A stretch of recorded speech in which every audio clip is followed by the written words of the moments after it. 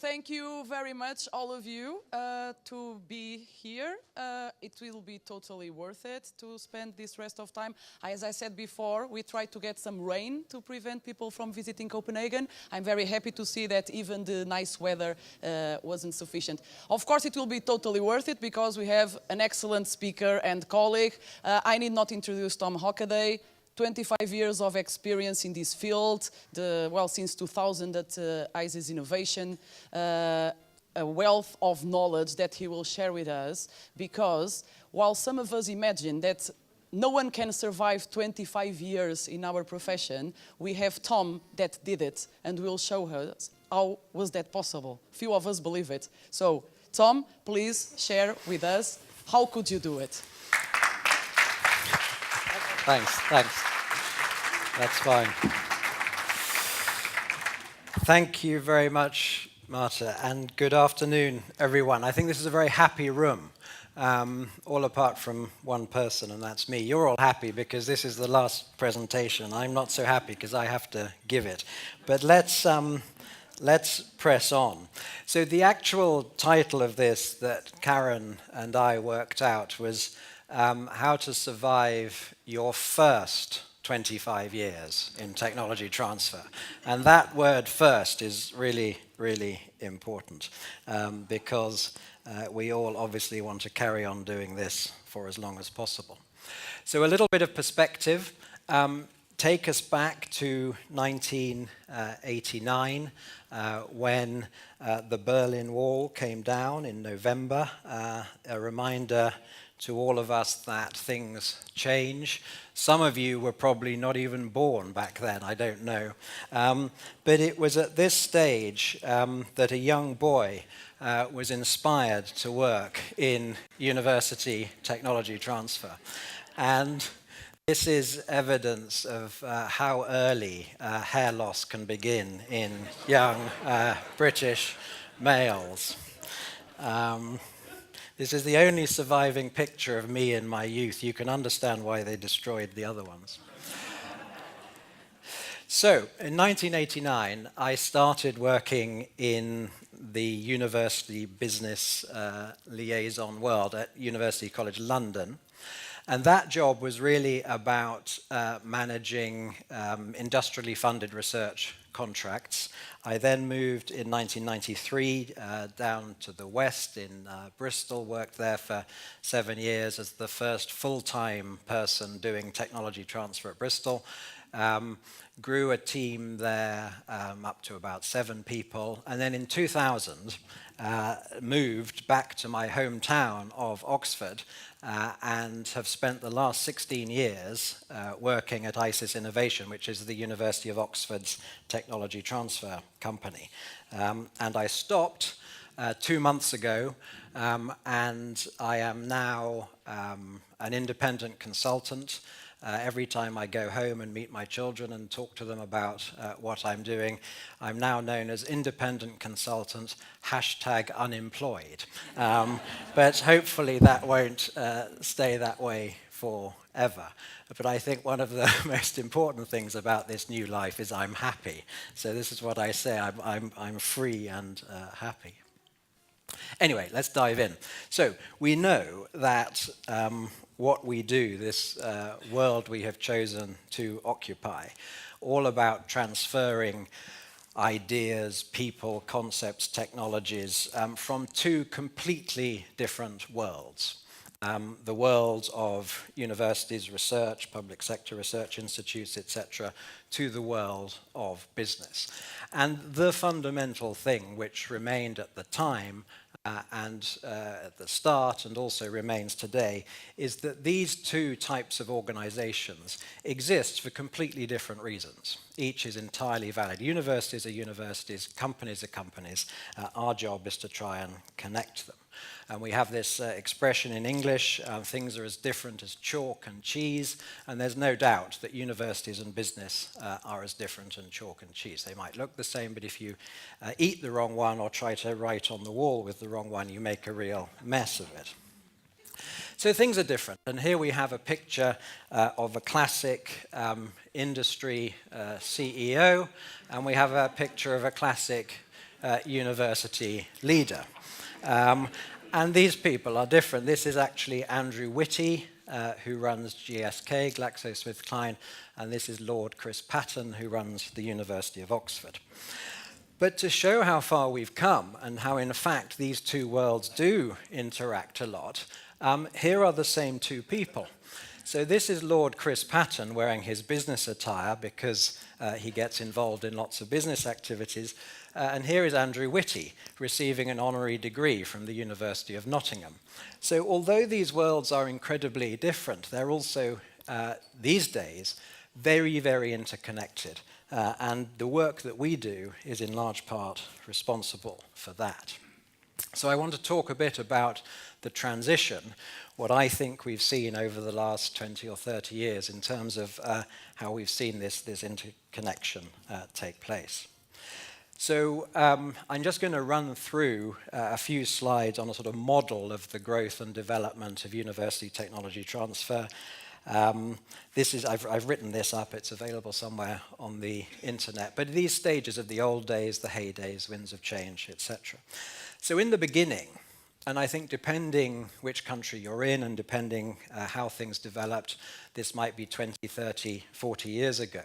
But before any of us actually existed in the jobs we're doing, you have the university research over here, a peculiarly shaped dotted line, ever-changing interactions. But in terms of connections with industry, there were very few. Research just sort of got done somehow, and there were a few interactions with students. But then universities began to recognize the value of the research results or the intellectual property that was coming out of the university research activity. And we saw the creation of TTOs, the creation of tech transfer offices. So in Oxford, ISIS was set up in 1988. By 2000, pretty much every UK university doing research had a tech transfer office of one sort. And we were the main channel by which the university connected with industry. And we grew and we developed, and many tech transfer offices thrived and did very well, but many struggled. And we know this, it is very difficult to create a sustainable business model for running a tech transfer organization.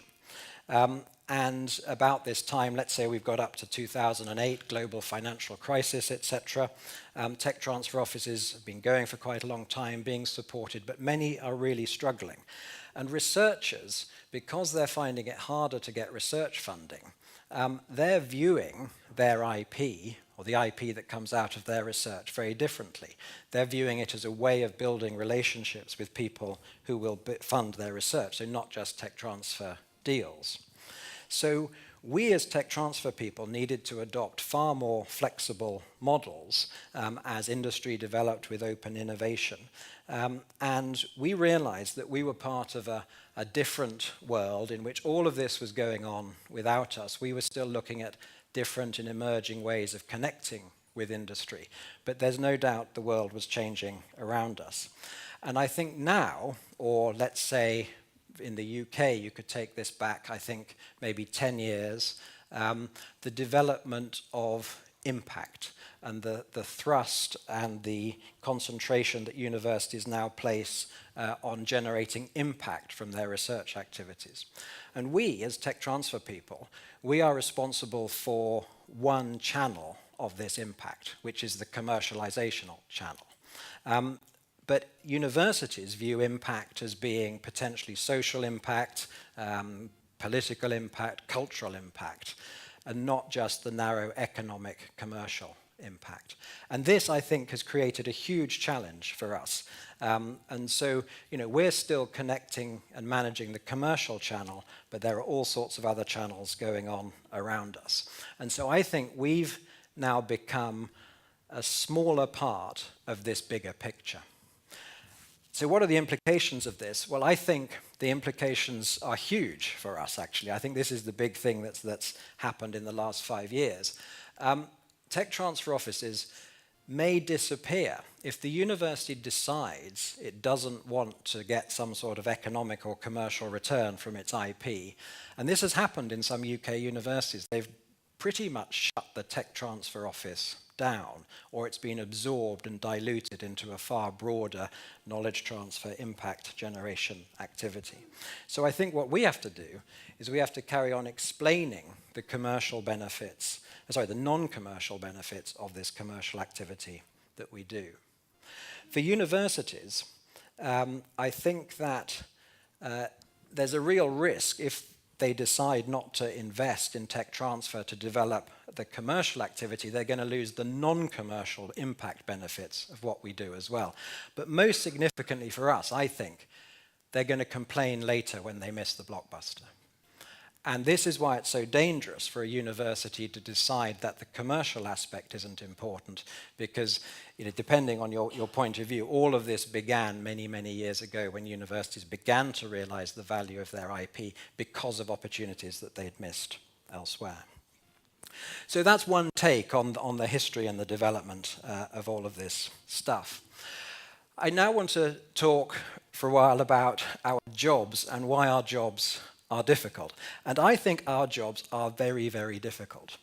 And there's nothing that can be done to change that, really. They're highly complex, highly sophisticated, and we should be actually pleased and proud of our ability to do these jobs, given the difficulties and complexities. So they're difficult from a context inside the university. And many of you will recognize this picture of the greatest football manager of the greatest football club in the world. And he wrote a book, really, a lot of nodding of heads, especially in the Spanish and Italian departments. So he wrote a book with a guy called Michael Moritz, who is one of the most respected and famous venture capitalists from California, on leadership. And in that, while I was reading this, it's a fairly light read, I came across this quote dealing with criticism. Football is one of those subjects in which everyone is an expert, even if their knowledge of the game couldn't fill a thimble. It's like other forms of entertainment where it's easier to be a critic than a practitioner. And I thought, how true is that of our world? Everybody in the university is an expert at what we do without understanding very much about it at all. Everybody seems to think they have an opinion on how the tech transfer office does tech transfer. When I meet a professor from the physics department, I try not to tell him what's wrong with physics. I try not to tell him too much about something I know very little about, because I'm going to get into deep trouble. But that doesn't stop them being experts in our field. And we know that they can be quite challenging individuals. This is not another photograph from my youth. This is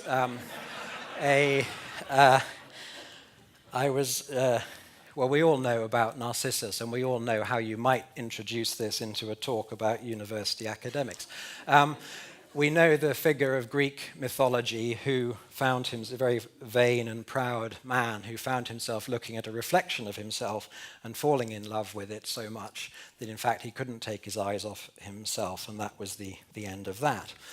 So I carried on my reading about Greek mythology recently and came across another character, a chap called Universalism. Universalism is the pursuit of gratification from vanity or egotistic admiration of one's own intellectual attributes. The term originated from Greek mythology, where the young Universalism fell in love with his own intellect, reflected in an academic publication.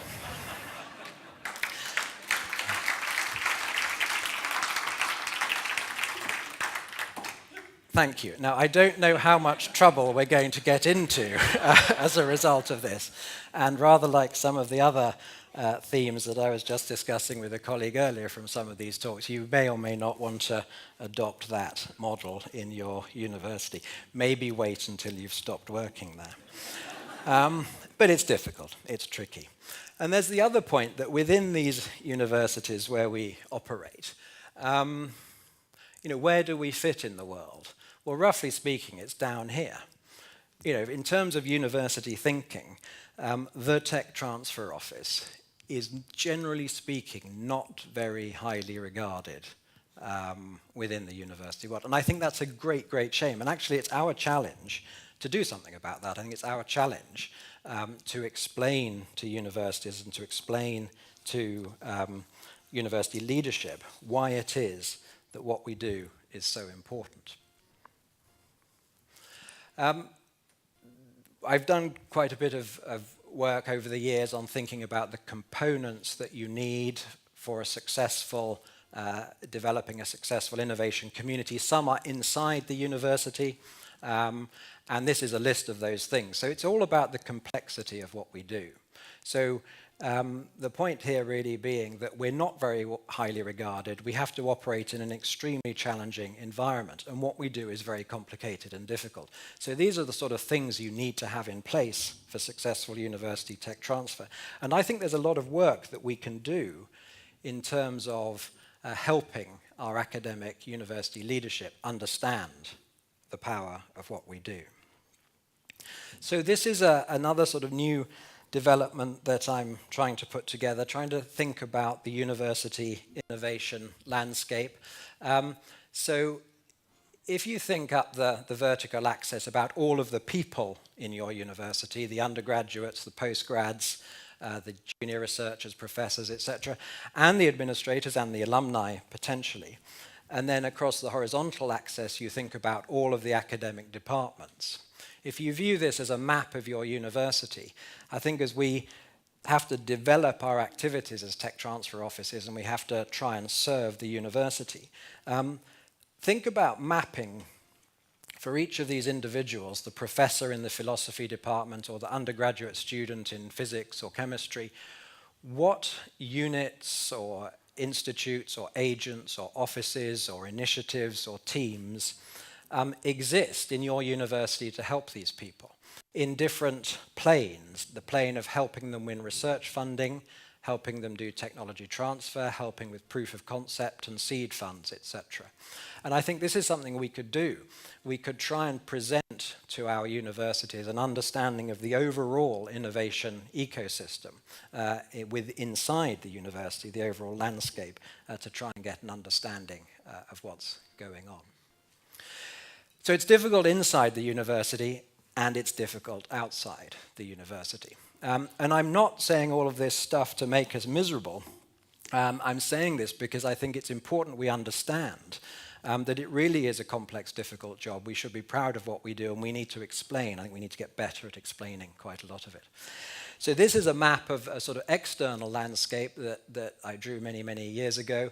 And this is a complicated world. This is a fairly simple view of what we do, yet it's highly complex. So again, we have the university, sort of shapeless and dotted line over there. We have our activities before we do a deal. We have licensing transactions, spin-out transactions, investment gaps that everybody's always talking about before we've done a deal, after we've done a deal, etc. And we are experts at understanding this landscape and helping people navigate within the landscape. Another way of looking at it is this picture, which some of you may have seen before. So the idea of we all place ourselves in the center of the chart because as human beings we're egotistical as much as the rest of them. And think about all the different organizations and all the different people that we have to have good connections with. And again, you begin to realize the complexity of the world that we operate. So thinking about the components outside the university, we've talked about the university already in business and finance. We have to develop networks and we have to develop connections with all of these people, also within government, thinking about government legislation, how do we lobby government to help them do what they want to do. This picture is becoming a popularly shown slide. It's an extract from a review of university business collaborations done in the UK by someone, Professor Dowling. And this shows all the ways that universities and business can get help to work together in the UK. And it's horrible. It's an absolute shocker. And that's the point of it. This isn't done to show how clear and wonderful the system is. This is done to show how complex it is. And this is another representation of the world that we operate in. There's an increasing role, I think, for not-for-profit organizations in what we do and understanding that. And I know that's true in Denmark. I know it's true in some other European countries. Less so in the UK, but some of them are getting more involved. So another piece of this complex jigsaw in which we try and bring things together, sit in the middle, making all of those connections and making it all work. So our job is difficult. It's difficult inside, outside, and it's very hard to measure. And we know that's been a theme of this wonderful conference in terms of how you measure, benchmark, assess. There've been, this is another picture, an extract from the Dowling report, which is on the internet, obviously. And this is a list of, I think, the 14 government-commissioned reports in the UK over the last 13 years on how to improve university business interactions. And all of them make the point that measuring this and assessing performance is difficult. There's, I think, a really good bit of work being done at the moment by an organisation in the UK called NCUB, the National Centre for Universities and Business. They're developing a collaboration progress monitor, and they've identified 16 factors, and you can't necessarily read this. I mean, the suggestion is you look it up on the internet. There's sort of spin-offs, patents, income from licensing, licenses granted, but other measures to do with the number of deals with industry, the size of deals with industry. And round the middle, the blue line is the average over the last few years, and then the red line is the data from the most recent year. They've done it 2014, where you can see if things are getting better or getting worse. But quite a useful range of measures, and I think a very attractive pictorial way of displaying the environment that we're in. This, again, this is just a lot more detail on those 16 factors that they've picked.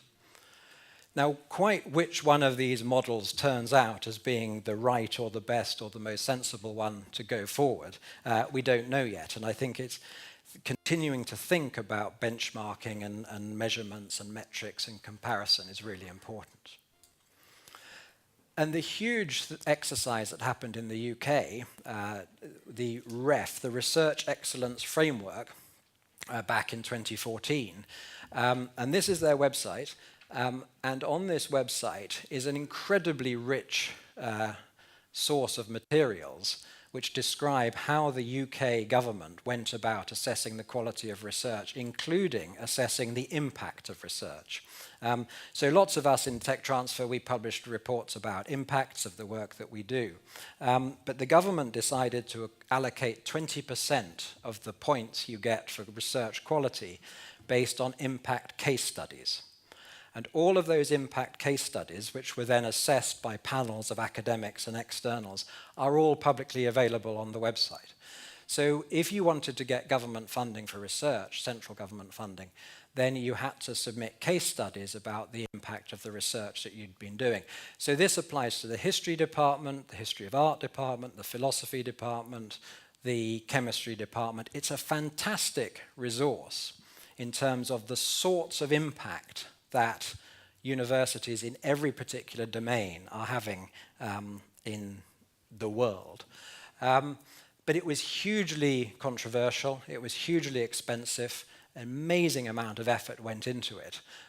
So there's talk now, will it be done the same way again, or will it somehow be turned into some algorithm so you just press a button and the answer comes out? And this is the debate, but my feeling is that we're moving from numbers, well, we have moved from numbers to narrative, and I think we're probably going to stick to narrative, but we have to accept that's a hugely labor-intensive approach to it all.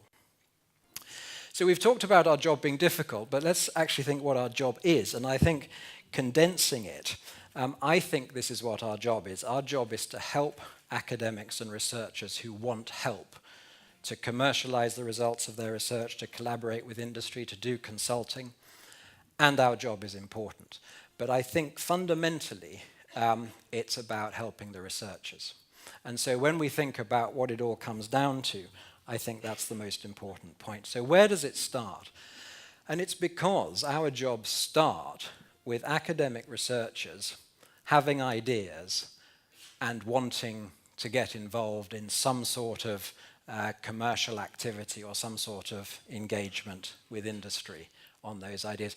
These people are really, really important to us. And although we make lots of jokes about them and we have war stories to tell and we try and make light of it, etc., we have to get on with the researchers. And not getting on with the researchers is not an option. And again, I introduced this word which I talked about yesterday. This is a real word. It is a real English word, and it means interplanetary alignment. So this word syzygy means the alignment of 3 planets. It doesn't happen very often. I think what we're doing and where we get our satisfaction is trying to align the interests of these people with industry, with investors. And when we do this, and this is what we do, we help the researchers present themselves to industry in such a way that industry recognizes what they do as an attractive commercial proposition, and we do deals. And this makes us happy. This is why we do this stuff, I think. And given how difficult it is, and given how complex it is, there has to be an upside, doesn't there, folks? I mean, there has to be a reason we're doing this. But for whatever reason, we've chosen to get involved in this activity because making these connections, building bridges, makes us happy. We enjoy this sort of work. So for me, having done this for the last 27 years in 3 universities on a full-time basis, I've decided to change in that I'm not going to work full-time for another university. And if in a few years you find me working full-time for another university, please tell me that I shouldn't be. But what I am doing is continuing to work with other universities on a sort of shorter-term, part-time basis. So I'm really delighted to be working with University Pompeu Fabra in Barcelona for the next few months. And I think Anna and Mamen may still be here, may not. So what I'm going to do, because I love this stuff, because making the connections makes me happy, like in the previous slide, is carry on working with some universities, because although it's difficult, we love it. So final bits of advice for how to survive your first 25 years. Work hard, be nice, help people. It's actually not very difficult at all. But I think the work hard one is important because so many people that we come across think that there must be a simple way of doing this. There must be a silver bullet. So long as clever people like venture capital investors or clever people from big industry who really haven't had much experience of our world think there's something wrong with us because we haven't worked out the simple way of doing this. It's not true. It's complex. It's difficult. And the way to do that is to carry on working hard and trying to be nice while we do it, but with this focus of helping people. So that's the final point, the final point. And I think this is where we are now. This is the big challenge for now and the next few years. I think it's a marketing and communications challenge. How can we explain to our universities how we improve the brand of our universities? And as I wrote in a piece the other day, the WISE Tech Transfer Office will put a large amount of effort into helping the university understand how the Tech Transfer Office brings value to the university in many different ways, and how we and our activities, which are complex and difficult and important, develop and improve the brand overall of the university. And I think we can do this. We can do it without doubt, but I don't think we've been very good at doing this so far. So this is the big challenge for the next few years. So I will finish there and invite some questions, and thank you very much for listening.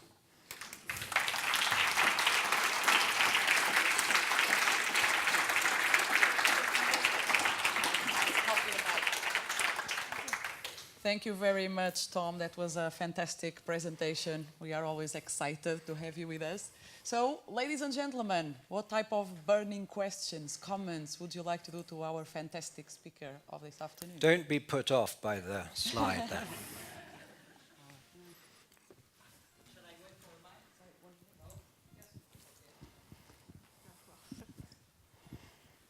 Yes, I was just wondering whether you think that, I mean, in the past 25 years, things have changed a little bit in the industry in the way that they are more and more outsourcing their research activities.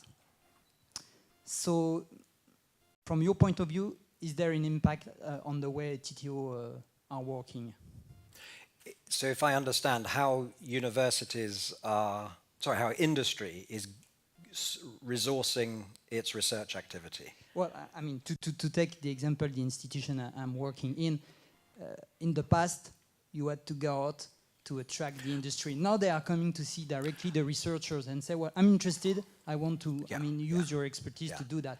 What is the role in the TTO? So I think it has changed enormously. It's improved, it's got better, it's got easier generally across the whole board, without question. It's very sort of sector or technology specific, because for some technology sectors, you know, the biotech industry, for example, it was born from using university academic research to create an industry. So it's natural for them to talk.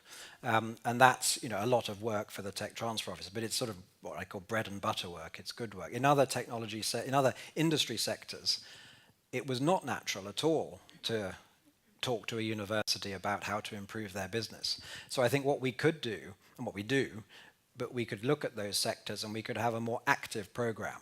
And many of you all have developed these things, to go out and talk to those industry and persuade them that talking to universities is a good idea. And open innovation, you know, the open innovation phenomenon, it just plays into the hands of this.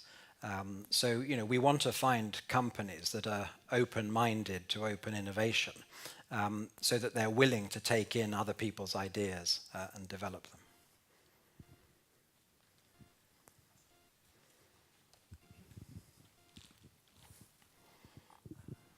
Okay.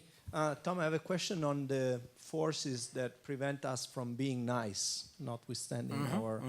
And one of these forces is, as I've seen in years, is the change of the political ideas about technology transfer. Whenever the vice chancellor changes, the rector changes, it seems like you have to roll up the stones uphill again because everything is changing. How can you survive 25 years with 5 rectors explaining them that the hot water is hot and that you should be doing this? Yeah, so I think that's political factors inside the university, let alone political factors with government. Inside. Yeah, but just thinking with government, you have to continue explaining them.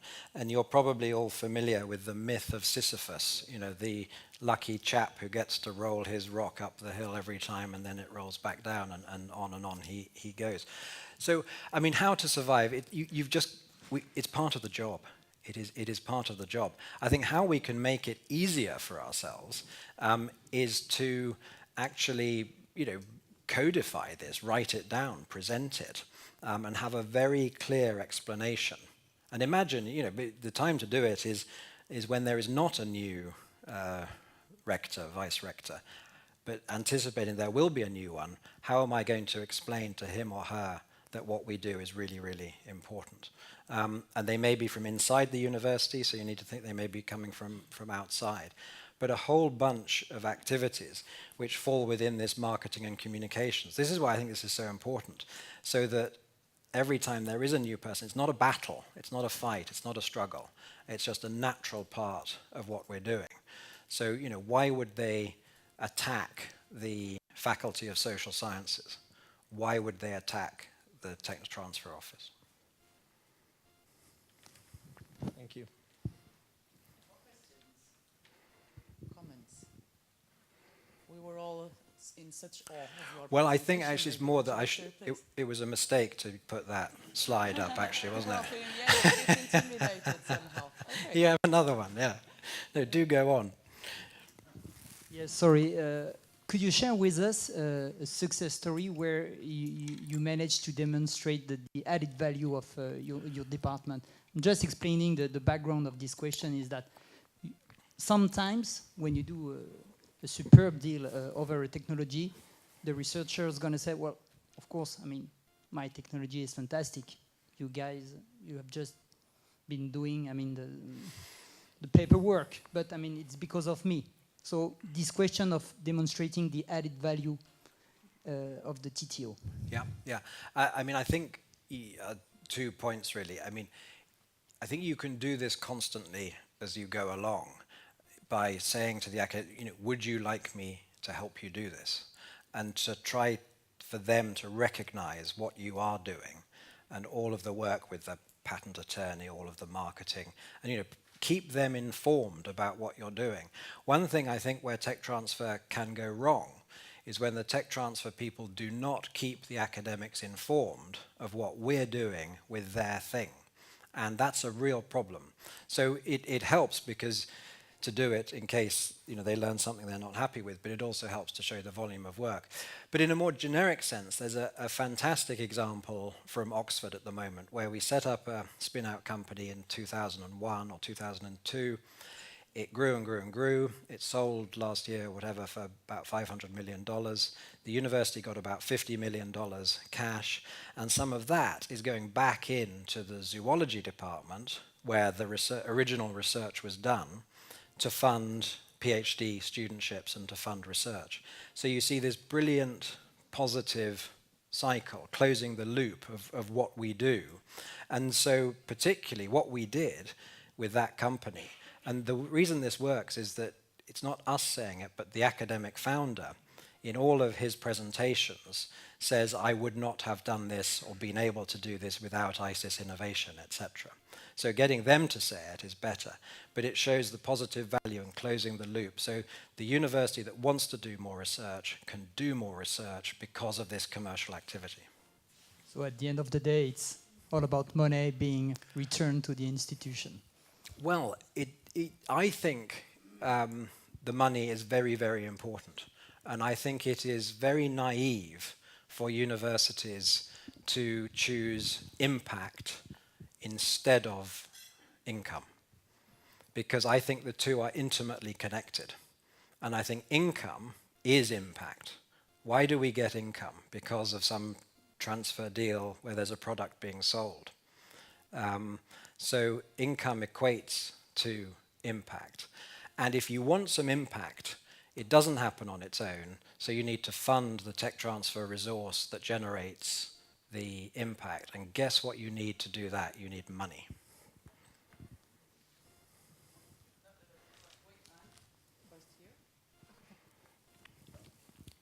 So that was the first 25 years. What will happen in the next 25 years, not necessarily with you, but with technology transfer? Do you see any disruptive business models emerging? What happens to globalization, digitalization? Universities are already outsourcing some of the IP work to India, to China. Would that also happen with technology transfer work? Would that also be outsourced? Well, I mean, I think, you know, for example, a huge change, which is it's not new, but if you take the phenomenon of student entrepreneurship, which is, say, 10 years old, 15 years old, that's something that's just sort of coming through and thinking how we as tech transfer can help. That's why I put that chart up, not just the academics, but how can we help the students? And many of us are doing this very successfully, others not. How can we help in the social sciences and the arts? And I know you've all been talking about that as well, but that's why that landscape, I think, is useful. I mean, are we going to outsource any of this stuff? I mean, in one sense, there's some universities in the UK have outsourced. They've contracted the activity to a private sector organization, usually in the UK, but that's one model which may develop, it may not. Patenting activity, some of that might get outsourced to a computer in India, but I don't think we're at risk from that. Or robots. I don't think robots and artificial intelligence are going to be a major threat to the tech transfer activity. But you never know. It's worth thinking about.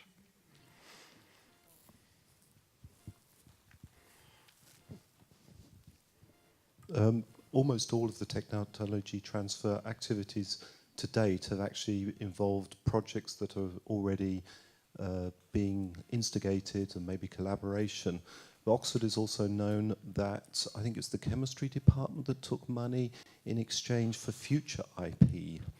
is that a model that is going to be increasingly come, or is it a model that in retrospect was probably not the best one? I think that deal in Oxford in chemistry in the year 2000 for £20 million was fantastic. I think it was very, very innovative, new, different. Oxford repeated it 6 or 7 years later with a biomedical engineering deal for £12 million. And what we've seen more recently is the explosion of university investment funds. Now, it's a slightly different model, but there's a university investment fund because they reckon they're going to have the opportunity to invest in IP over the next 10 years. And they may have the right to invest, hopefully not, but they might have, sight of deal flow. So that's a variation of that. And I think that's just going to get bigger and bigger and bigger. It got bigger in Oxford in that we did a £350 million university investment fund last year.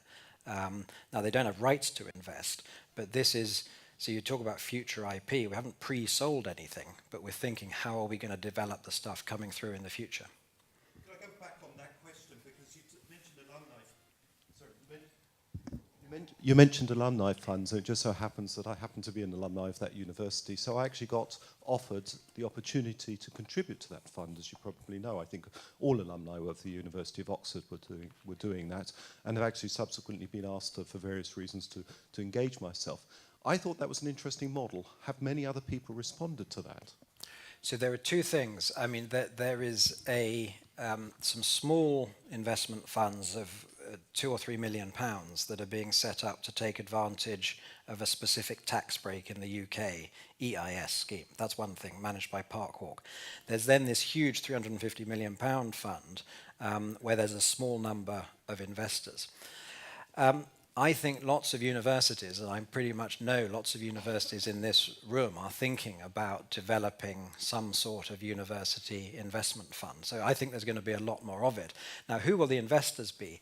I think if it's a big fund, let's say £50 million, euros, whatever, I don't think alumni will come in on that because it will be institutions mainly. But these smaller alumni funds, you've got a choice.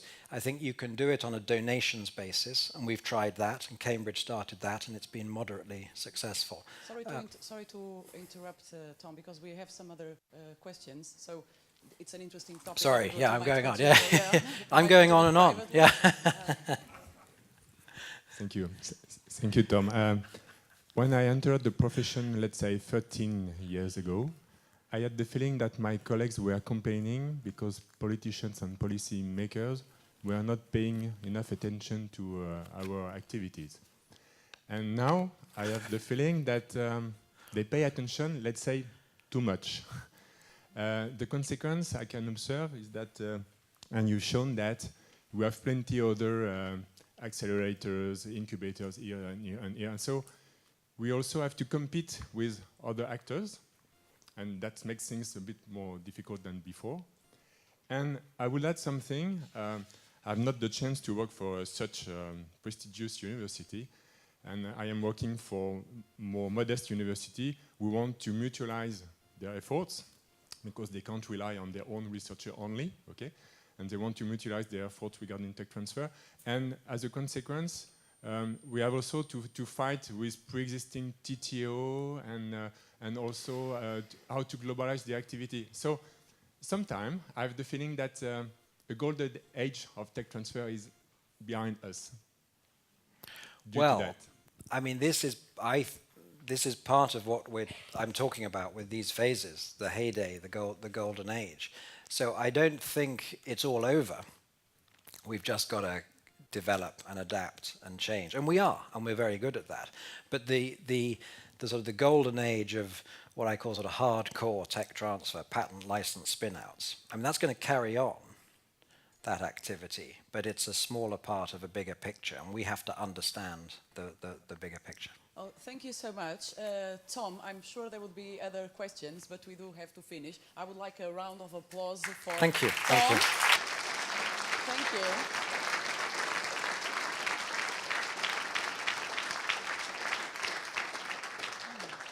That was just a fantastic presentation, Tom. Thank you for sharing with us. And I'm very happy that you do not feel that the golden age of our profession has already been behind us, because sorry, bear with me for 5 minutes. I swear to you, I don't swear often. I mean, I swear, but in the other sense.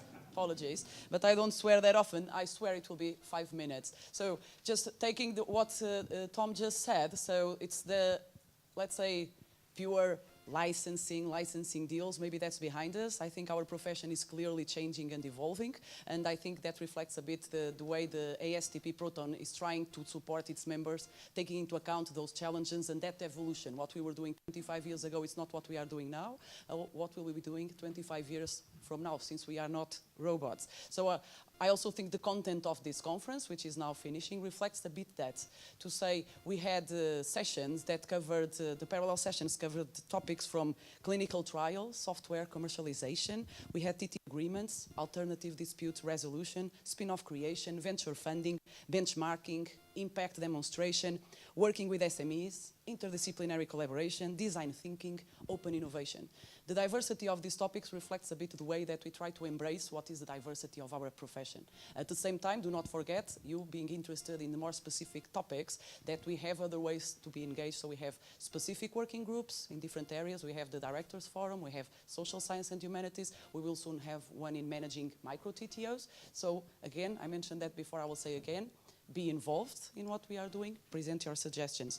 I would like to thank our keynote speakers, Tom, as I thanked already. We also had a fantastic presentation from Arla Foods yesterday, which was fascinating. We also had a presentation from Hannah Aldrup this morning, showing both her experience at the University of Copenhagen and at Carlsberg.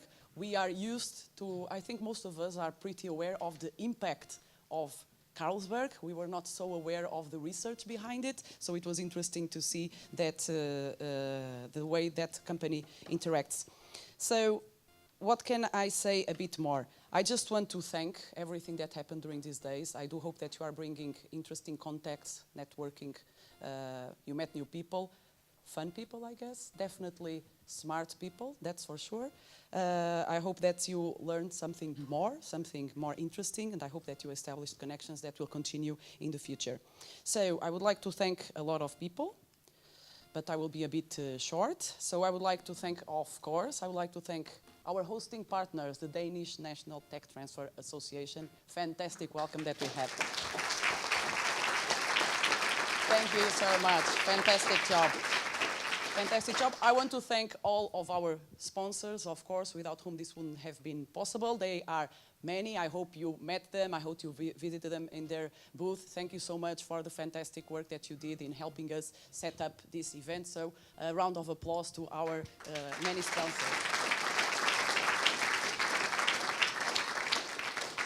There are other thanks that need to be done. So first I would like to thank our board members that left the board.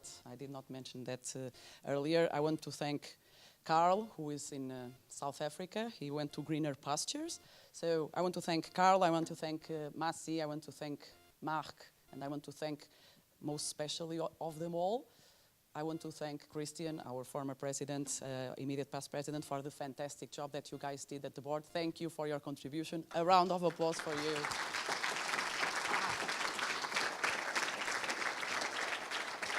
You cannot imagine personally the pleasure that was working with you. Now we will keep working, but in a different role. We will not let you go, guys. You will still be working and volunteering for us.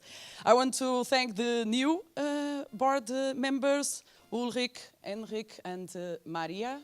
I don't know if any of them is still here. Oh, there you are, Uli. A round of applause for those volunteers sacrificing.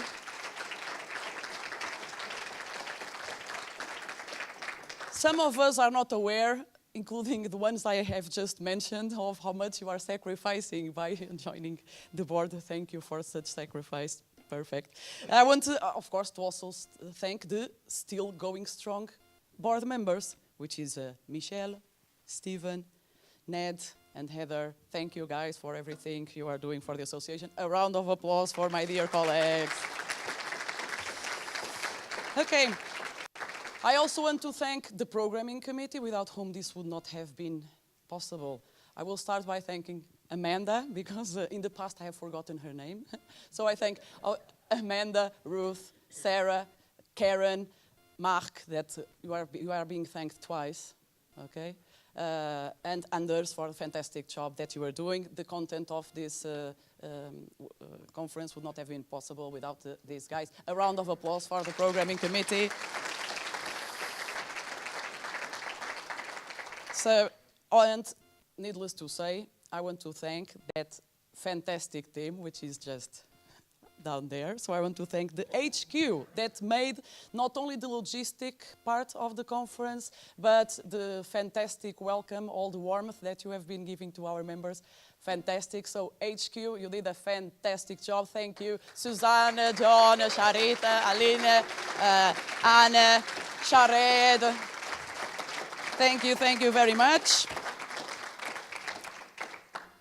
Thank you all the speakers, moderators, facilitators for what was fantastic presentations, fantastic interaction, fantastic sharing of experiences and best practices. So thank you again. You will be clapping a bit. I'm almost finished, but thank you very much, speakers, moderators, and facilitators for the job that you did. So let's have another round of applause.